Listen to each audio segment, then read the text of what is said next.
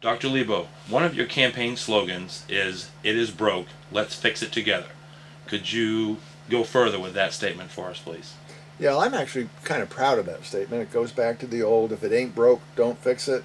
But things really are broken around here. People can't afford their medicine, they can't afford to heat their houses, they can't afford to fix their cars so that they can go apply for work.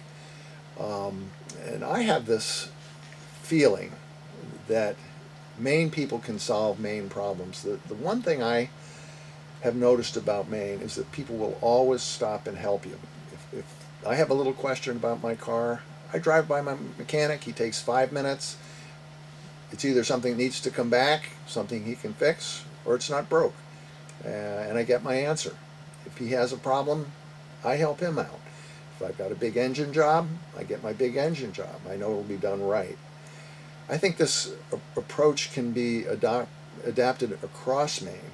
Um, there's an old saying that Mainers help Mainers.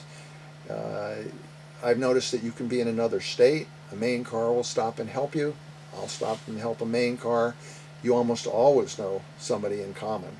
It's called 1 degree of separation versus the well-known concept of 6 degrees of separation. Some problems like long-term living, I think, are uniquely adaptable to Mainers helping Mainers. The model I see is called an LLC. Some people might call it a country club, but what it would be a small town, would have people that are friends, went to high school together, worked together, lived together, partied together, and are getting old together. They might buy or build a big building that they owned with multiple rooms. People would retire there, people would take care of each other there. People that could drive would take patients to the doctor, to their appointments. There would be food that would be made by people. Some people might call it a commune, but the big problem with communes, so-called, back in the 1800s, was that they were religiously based, and then they fell apart because people didn't get along. People were just forced together over a very short term. Almost all of them fell apart. These would be groups of people that have known each other for a lifetime. They're connected by family bonds, work bonds, club bonds, and they would have an intrinsic interest in working and protecting each other.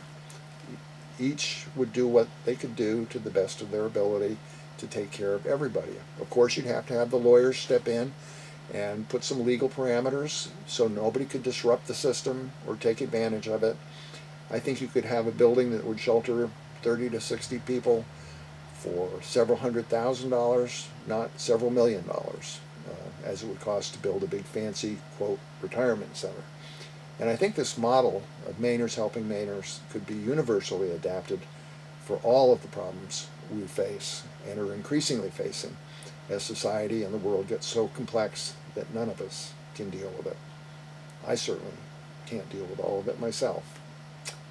Thank you.